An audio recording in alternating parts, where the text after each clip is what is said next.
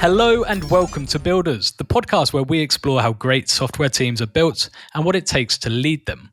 I'm your host Lee, and today I'm thrilled to be speaking with Bryan DeNosky, Senior Software Engineer at Mojang Studios, part of Microsoft and the home of Minecraft, one of the most beloved games of all time. From leading teams to evolving his stance on AI tools, Bryan brings a thoughtful and experienced perspective on building great technology, both in terms of product and people. We've got a lot to cover, so let's dive straight in. Bryan, welcome to the podcast. Thank you for having me. Yeah, I'm honored. Thank you so much for joining. Let's start at the beginning. Can you walk us through your journey to becoming a senior software engineer at Mojang?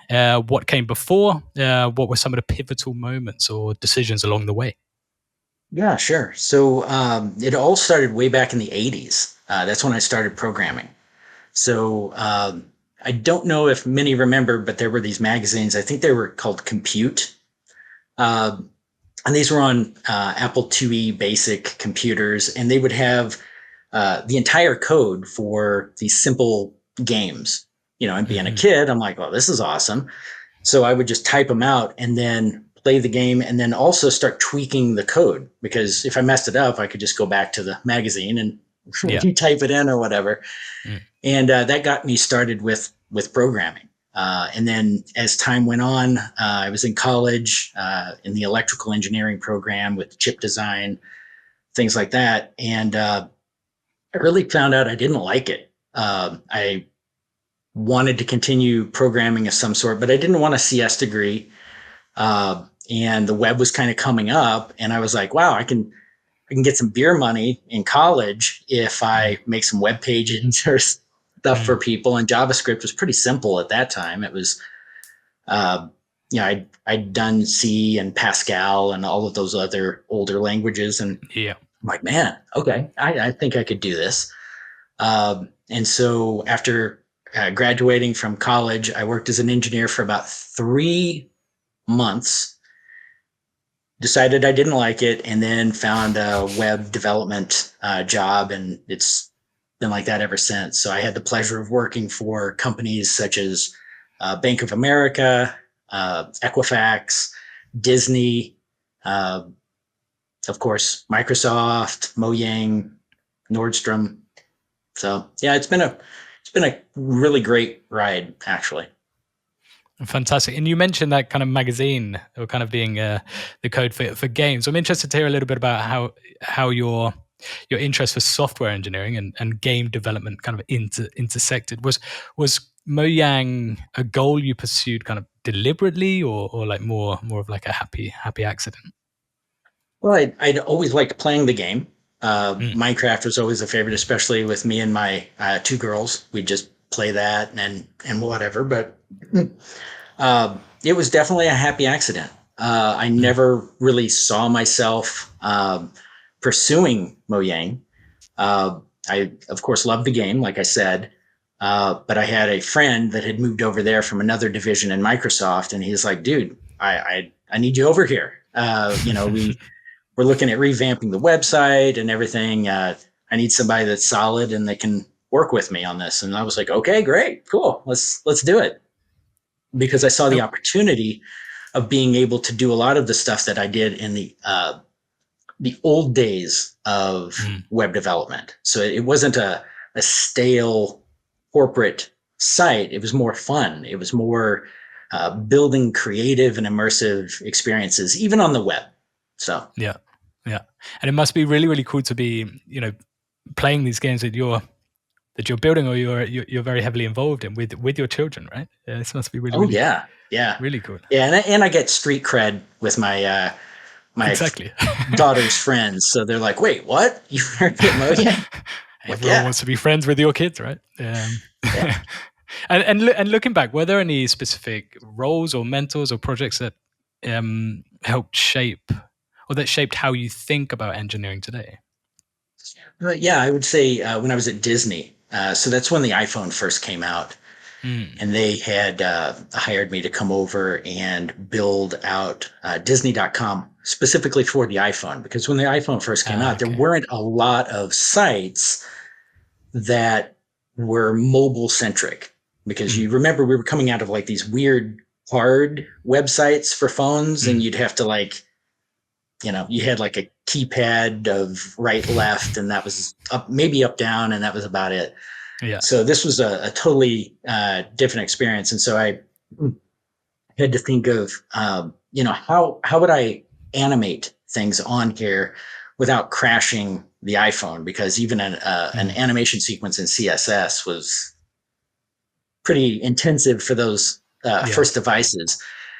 And so I started to think back on, being a kid, and how was that done with like Nintendo and things like that. And it was with sprites, and you'd have like a little film strip, and you would Mm. just move it along at a certain frequency or frame rate, Mm. and be able to make it look like it was animated. And so I've taken a lot of those and kind of up the game. Now the processing power isn't such a problem, and have Mm. created some animation engines for our website, and without having to use Canvas or anything like that. It's just using HTML, CSS, and JavaScript, and it Mm. makes it very easy for people to pop in uh, different assets. So then that way, you don't have to maybe ask an engineer to constantly update something. It'll actually Mm. work within a CMS. Fantastic. Um, and to talk a little bit about leading and motivating teams, you've led yeah, different engineering teams in your career, right? What's your philosophy, would you say, on leadership within a software development context here? Definitely more of a hands off, um, Okay. because I believe that companies hire very intelligent people, Mm. and we shouldn't restrict them in so many ways that it stifles creativity to be able to take on these huge problems that really that's why they're there, Mm. right? As we move into the AI age, programming is a little different, right? Yep. So your lower level, even intermediate tier programming can be effectively done through AI. Mm. So what I like to look at is, I'm a craftsman, and I look at those people on my team as also craftsmen. And so you can build things by the old ways. It's a lot slower, but you can also use power tools. And Mm. I look at AI as being like a power tool. So if you're making furniture or something like that, you might use a sander or things. Yep. And that's exactly what I look at as AI. Yeah. Yep. And so, can people be unhindered by, excessive rules or looking over their shoulder? Let them, be themselves, solve these problems uh, in the best way possible. Yeah. Yep. And we'll talk a little bit more, obviously, on the topic of AI shortly. But Yeah. what have you learned also about motivating and aligning developers who might have very different personalities, working styles, or even career aspirations? So the motivation thing is interesting. So I think it's very important to get to know people on a personal level. Mm. Find what drives them. What drives me is not going to drive you or someone else necessarily. And so getting that personal connection, especially in high tech, it's I think very important, especially with our teams are generally virtual, spread out all over the country or the Okay. world. Hmm. And just taking that face to face time through a camera, even Mm. just getting to know people, so then that way you can be like, oh, okay, I'm like, you want to just immerse yourself in the work. Great. I can help you there. Oh, you want to be able to, only work these certain hours so you can do this or that. Yeah, I can be there to support you on that. So it's just finding that flexibility and what works and what drives each individual. And the only way you can do that is to personally, build a relationship. Yeah. Yeah. Completely agree. And you mentioned as well that you prefer this kind of hands off approach, right? Mhm. But how do you balance maybe the need for being hands on in times where you might need to kind of mentor, not mentor, but also kind of unblock your team? Well, yeah, it's having an attentive ear. Mm. So if you're hearing that there's a problem, things aren't getting to them, you've got to be able to block and tackle. And Mm. that's one of those where it's like, okay, give me all of the information you got. Why is this not working? What would you do in this situation? How should I best approach this for you? Mm. Because if you to kind of go in there and try and change up a lot of stuff, oftentimes you'll also alienate the people you're trying to help. And Yeah. so it's more of a collaborative effort and find out, okay, well, what would you want me to do in this situation? Instead of someone just saying help, yeah, that's great, but how do you want me to help you? Mm. And then try and work on a plan forward on that. And to talk a little bit about Minecraft, obviously we can't have this episode without talking um, about it. It's obviously, it's like I said in the introduction, it's one of the most successful, beloved games of all time. It's got a huge and diverse community, right? How does working on something with that scale and cultural impact shape your approach to engineering? Well, it definitely makes me not want to make some major mistakes, right? Mm. So I think back earlier in my career, and you could just throw stuff up on the web and be like, oh, we broke the site. Okay, and try some. No, still broke, and just keep Yeah, throwing yeah, stuff at the wall. But we have so many users and so many visitors that just doesn't work, right? And you want to be able to foster a sense of reliability. And so it, in many ways, it might slow the release of mm. code to production, but we elevate the quality. And I think Right. focusing on the quality is more so, I guess, my main focus anymore. Mm. When you're working on like a banking site or something like that, that people can still get to their money and they can do what have you. But this is an experience for a lot of users, and Mm. many of them are younger, and this is like their impression on it. They don't want to have something that's broken and they No. can't get to what they're trying to go for. So yeah. Mm. And it's an extremely active community as well, right? So how does this community feedback or experimentation influence what you build and what you prioritize as an engineering team? Well, it's interesting, like you said, it's a very active community. We have uh, users on Reddit and many different sites that are constantly looking at our code, even on CSS and JavaScript, reverse engineering it and trying to Mm. data mine it. Okay. And so we need to look at that as well, and look at ways of safeguarding that to keep the secrets. Maybe we're going to have a special drop in a couple weeks or a month or so.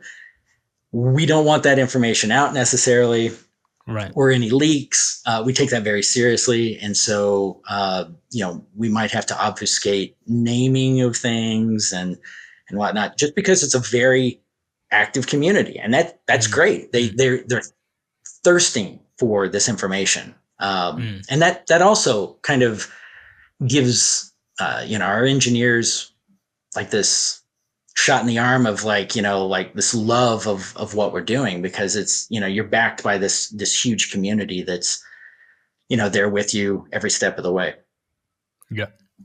And when you're hiring, Mhm. and in terms of kind of talent developers, obviously you've been involved in hiring, yeah, lots of developers and engineers, presumably. What qualities or traits do you look for in a strong candidate, especially in this kind of creative, high profile environment like gaming, also obviously like in Mojang? Well, in the past, when I've looked at candidates, I'm more concerned with their ability to solve complex and interesting problems and how they might go about that, as Mm. opposed to necessarily how well they code in a specific language. Because I really do believe that the fundamentals of development, uh, of course, those need to be present, but syntax, I mean, that can be learned Mm. as needed. But what I had done in the past and in other teams that I had led would be to put forth logic problems, and ones that would intentionally try to frustrate the developer or the candidate. So then that way you can see, well, okay, how do you work with adversity? How do you work with, not being able to quickly solve this? And, it looks like I haven't given you all the information. Are you going to ask me for information at some point? That'd be cool. I mean, there's no rule against it, like just to see how they handle ambiguity and things as well. Yeah. I think it's a really good, obviously, but a very interesting way of doing it, right? Because it's very easy to say, okay, this person has all the hard skills, or can, prove their ability in a certain language, syntax wise. But I think one must always think about what one works on a daily basis, right? On the job. So I think it's super important. But are there any misconceptions you see engineers have about what makes them stand out in the hiring process? I think a lot of them want to focus on their singular role as opposed to within a team. And I mean, that's natural, right? You're there as an interview candidate. You're wanting to show off, like, this is me. This is why you want me. But yeah, and that's great and all. But if you can't work within a team, I don't care how good you are, you're probably not going to stick around for very long. Yeah. Yeah. Really, really good point. But how do you assess a candidate's potential within a team and their potential to grow within a team as well? Because not just a technical skill here, but it's also about their kind of adaptability, their curiosity as well, right? Oh yeah, definitely. If you're not able to adapt, and that goes back to a lot of those puzzles and scenarios that you might pose to them, just to kind of get a feel of, okay, in this situation, this is how you're approaching it. Well, why would you do that? Like, and even asking something like that, like, but why would you do that in that exact tone and that, just to see how they react to that as well.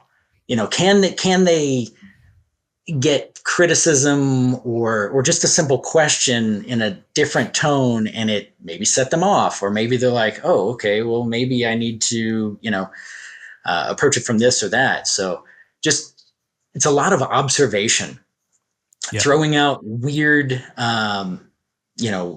curveballs or what have you, and just see, like, okay, how are you gonna handle this? Am I able to foster a personal connection with you even within this interview? I mean, that's going to be important as well. I mean, we're going to be working a lot together. If we can't stand each other, or if you're, not able to communicate effectively with me, this might not be a good fit. No, really, really good point. You're looking for those early signs, right? But also, obviously, the rise of AI tools has changed the day-to-day work of developers, right? It's fair to say. Do you think we should adapt how we assess and interview candidates to reflect this shift, and if so, how potentially? I would think that more so you will need to now look at, how can you use AI to stitch together or architect a solution? Now, of course, the code that comes back from those tools, you do need to look over it. You kind of code review it. Oftentimes, I'll tell it to write me a method that does exactly this, and then it comes back. I'm like, well, that's not going to work, but it's a great starting point for me, and I can just move things around. And I'm done a lot faster than if I started from scratch. And so I think that if people can learn how to prompt effectively, and then be able to know, like, okay, I need this over here, I need this over here, how can these interface? What's the best the way to write this class structure or anything like that? I think that that's going to be the most valuable going forward. Like I said, the syntax and all of that stuff, a lot of that will be able to be taken over by AI. A lot of the low level to intermediate development as well, but you need to have that ability to engineer an entire solution, putting the pieces together like Lego pieces. For Minecraft blocks, I'm just going to throw that one out there. So Exactly. I was going to say it made me actually think of. I saw the. It's a book behind you, right? The. yeah. Yeah. Exactly. Um, but in terms of AI in the engineering workflow, have you?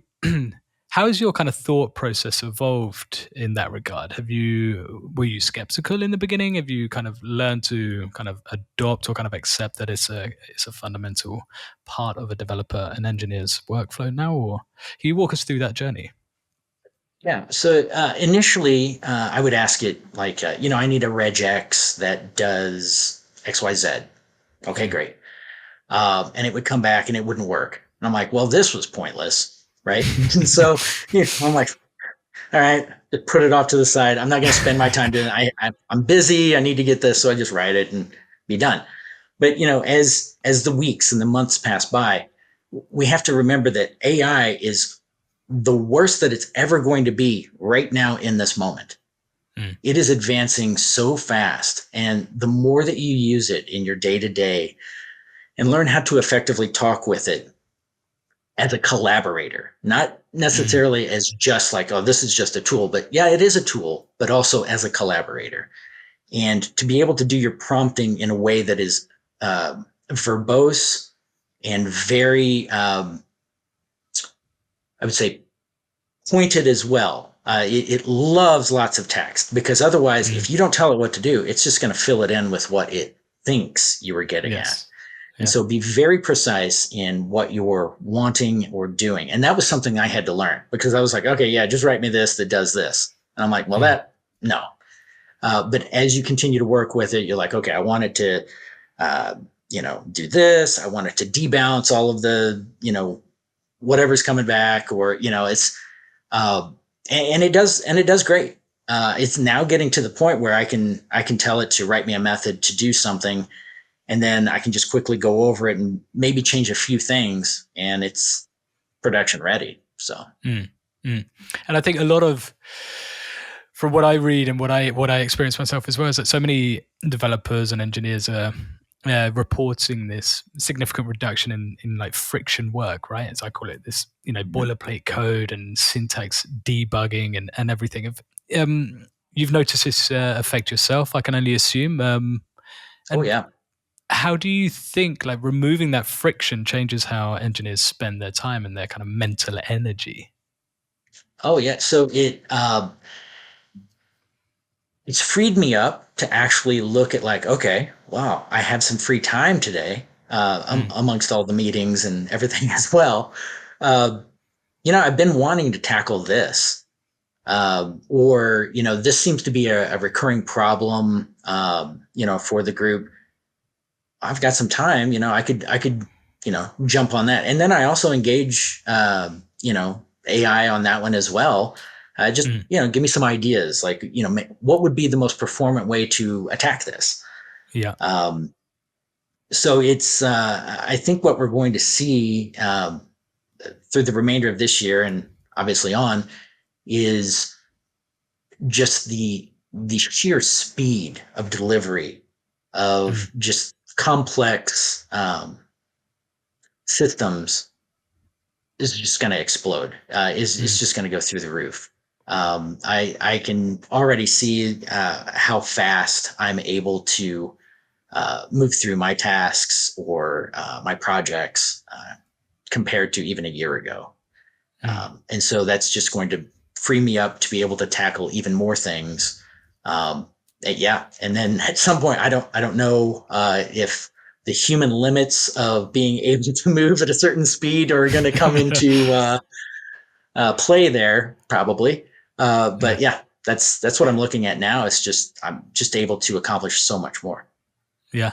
No, I agree. And I think it's a good point. It's kind of what are our limitations really, because it's not like companies have this, limited work to do, right? It's more, well, AI can enable us or augment us and enable us to get a lot more done, but we just want to do more. Or, we move on to the next thing and the next thing. It just makes us, I feel it's making companies hungrier. But you also mentioned these projects as well. Are you able to talk about specific use cases where AI has, genuinely made your life easier? It surprised you? and whatnot? Like I said, I've written some methods for a lot of these classes Hmm. that I'm writing in the back in JavaScript for these projects. Maybe like for carousels.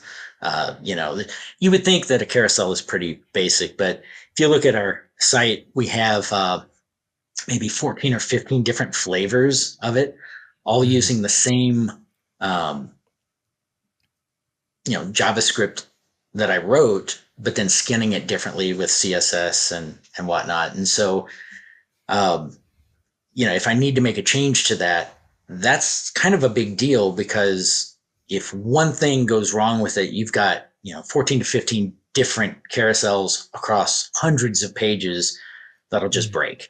Just Mm. using this as an example.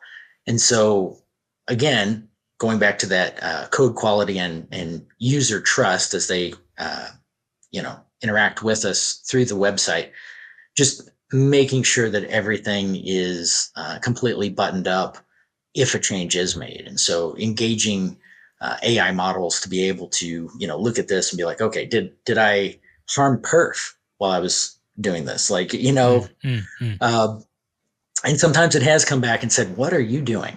Like, I'm like, "Oh yeah, good call, thank you." It was late. I wasn't thinking. So Lets you it off. can Yeah, act as a good safety net sometimes. yeah. Yeah. Do you see AI as something that will, or that is fundamentally changing the expectations of what good engineering looks like? I do. Like I said, if it's pretty interesting because at this point in time, I still think that you have to have a great command of how to write code and the best practices and things like that to be able to code review Yeah. what it writes. Hmm. And system design or architecture of Mm. solutions. I think that those are very important. I don't know how I would get started in this field now. If you were to just drop, 18-year-old Yeah. me right here, I think it Yeah. would be very difficult. Just given that you're not going to have necessarily the projects and therefore the repetition of writing all of this code to be able to get to a level that you Mm. would feel confident being able to question the Yeah. AI models and be like, no, that's not going to work, and here's why. And it's like, oh, good point. Yeah. You wouldn't Yeah. have that depth. Yeah, I Yeah. think it's a really interesting point as well. It's going to be my next question was around really how AI, or how you think, yeah, AI is kind of reshaping how we teach, how we onboard, and how we mentor junior developers. Right, those just starting off, is does that role kind of completely changes, right? Because they don't start by writing code necessarily, or writing these boilerplates, or whatever it might be. It's completely different now. So how do you think it's going to change that role of being a junior developer? Do you think junior developers is a position per se in the future? I do think that they will still exist, but in a vastly different incarnation. Mm. Um, so I don't think, as the AI models get better at writing code, because that isn't necessarily a creative endeavor to just write the code, especially if you've put out a very detailed prompt for it to Mm. follow. I think what will happen is those entry level and intermediate developers are going to be more prompt masters. Yeah. And then through looking at the code and conversing back and forth with AI, learning in that capacity. So then that way they can become senior developers, uh, still using AI, but not so much focusing on the rote, oh, I wrote a for loop or, things like that, but more so of stitching together the building blocks for Mm. the solution. Yeah. Mm. Yeah. I think I might be a dying breed. Yeah, quite possibly, quite possibly. It's Yeah, hard to do anything about it, right? You just yeah, move with the times, and it's moving quickly, right? So yeah. that's the way it is. But But to it's move on, a talk a very little. exciting time, though. Oh yeah, for sure, for sure. So Yeah. much happening in the space. But to talk a little bit about innovation culture and like get this global perspective, because obviously Muyang, yeah, origins in Sweden, but you're working from the States, right? So you have a very Mhm. global team. If you can compare the US and European tech scenes, how do you see differences in this kind of innovation culture? I mean, especially with the EU's more legislative and like this ethics first approach versus the US's kind of, I don't know, move fast attitude, if we call it that. Yeah. So yeah, there's definitely polar opposites between the European and like the United States kind of models of development. I would categorize a lot of what happens in the U.S. as kind of Wild West Mm, compared if you compare it strictly to Europe. Europe is very structured in what you can and cannot do, and I think that we have to be able to find a middle path on that. yeah. What I do think is that it's stifling a lot of uh, development innovation in Europe. Mm, mm, But to that side, look at the United States, and we're also like, well, we also fail fast and learn fast. And I'm like, mm, yeah, but you also want to have some quality in your code and not yeah. break that trust with your users. And so I think Mm, that a blended approach is appropriate. And I don't think that that necessarily can come through legislation or politicians, because by the time that they put something out there, it's outdated, mm, and the person that was writing the legislation or the laws didn't really know what was going on anyway. And so there's tons of loopholes, or it doesn't really address the core problem and just creates a lot of hurdles.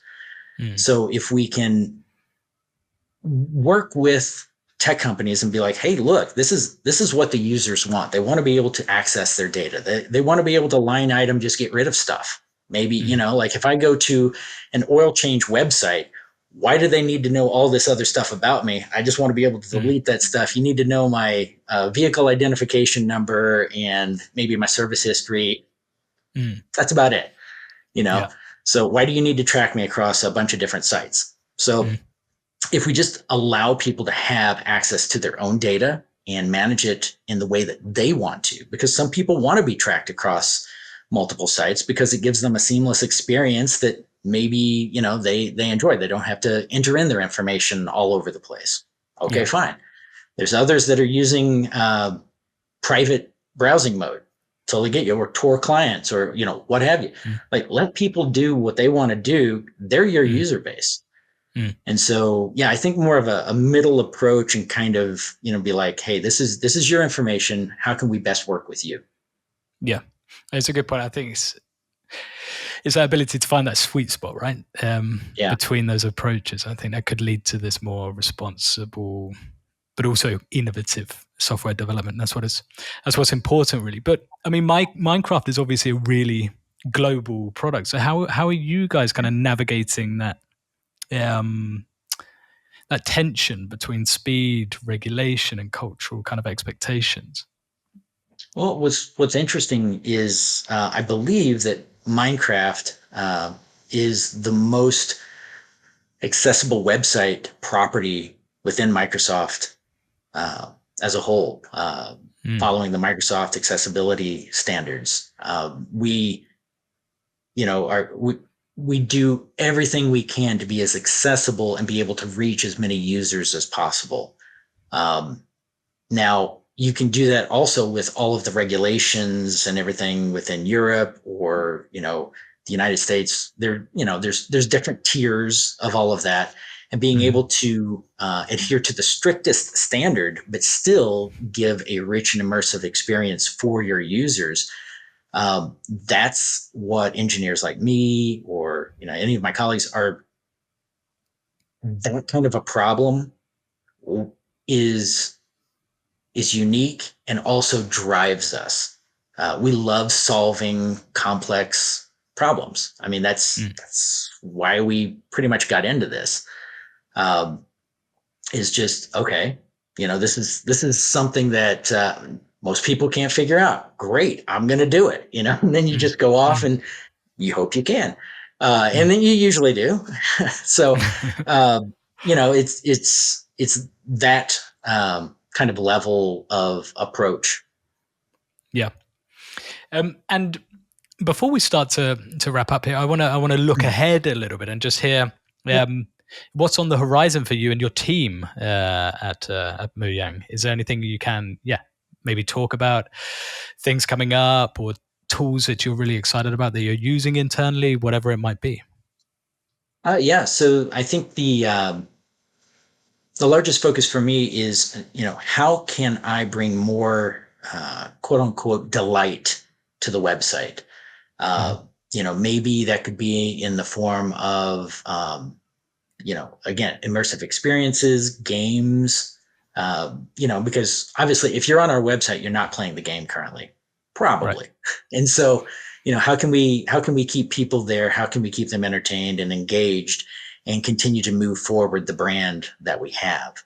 Um, and that could also mean a lot of back end things like, how can we speed up our CMS pipelines? Mm. How could we create a lot of these experiences in a way that doesn't need to necessarily need an engineer every Mm. time? Mm. Even if it is a semi custom experience, how can we build it in a flexible way that can, take content or just parameters from content management from authors that will make it look like a totally different experience and give a little bit more variability Mm. across the site. And and when it comes to the site, we're potentially an ignorant question here, but what are these users coming to the site for? Is it ultimately to access the game, or there must be these existing users that are also accessing the site? What are they coming for? What's like the Uh, biggest kind of I mean, it's need kind here? of all over the board, in my opinion. So you might come there to check your Minecraft Minecoin balance. You might want to see the latest information about the summer game drop, or Mm.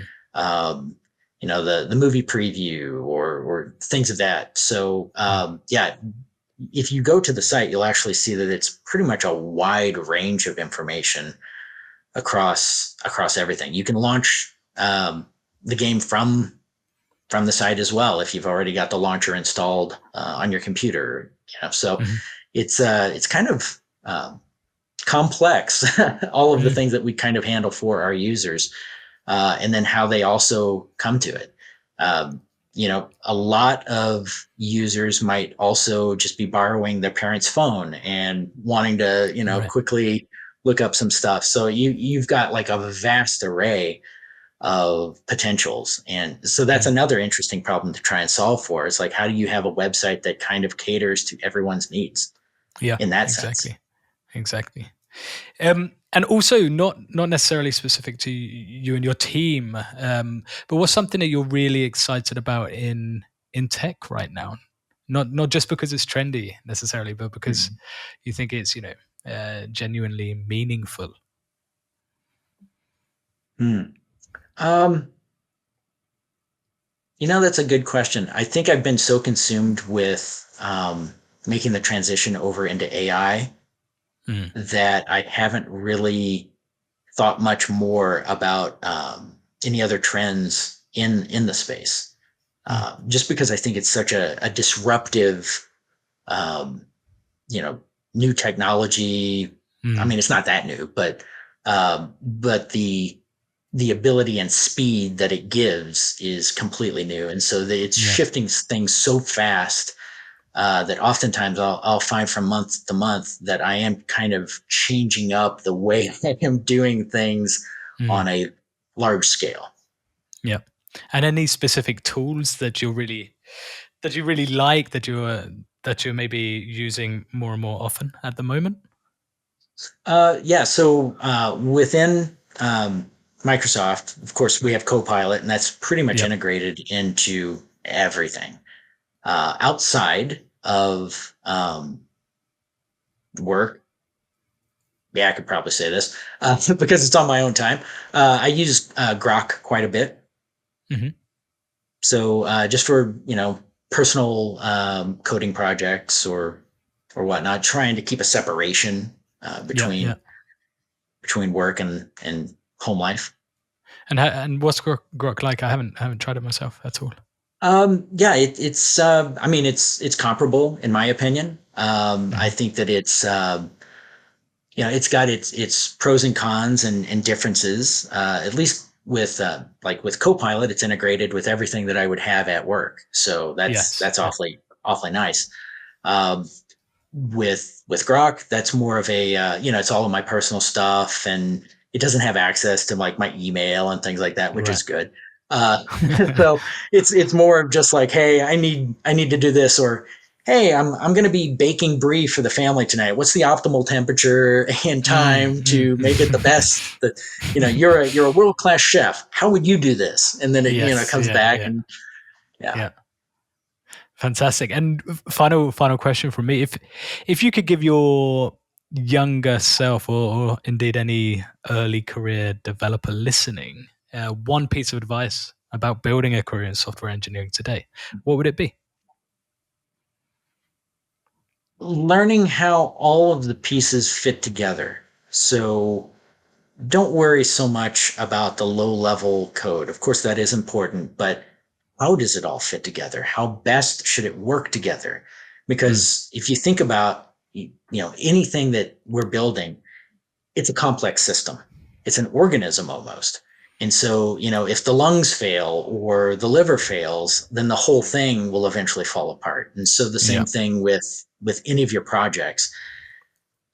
How can you have a solid, well working system? And I think Mm, that potentially that was the electrical engineering that I was doing in college probably lent itself quite well to thinking in that way. mm, mm. Yeah. Really, really well put. Well, before I round off here, is there anything you want to add, Brian? Um, well, I would just like to think that all of our users for Minecraft were, making my life possible in the sphere that I'm in right now. And there's just so much coming, and I know that everybody's going to be really excited about what's on the horizon. Fantastic, and I'm going to be able to go to my nephews after this and say that I've just been talking to someone from the game, and they're going to be super excited as well. So thank you. No, Oh but yeah, really, thank you. really, really, yeah, inspiring to hear your perspective on leading and growing, adapting in today's ever evolving tech world. So once again, thank you so much for joining us today. Thank you. And to everyone listening, if you enjoyed this episode, be sure to subscribe, leave us a review, and share Builders with your fellow engineers, leaders, whoever it may be. Until next time, keep innovating, keep building, and we will see you soon. Ciao for now.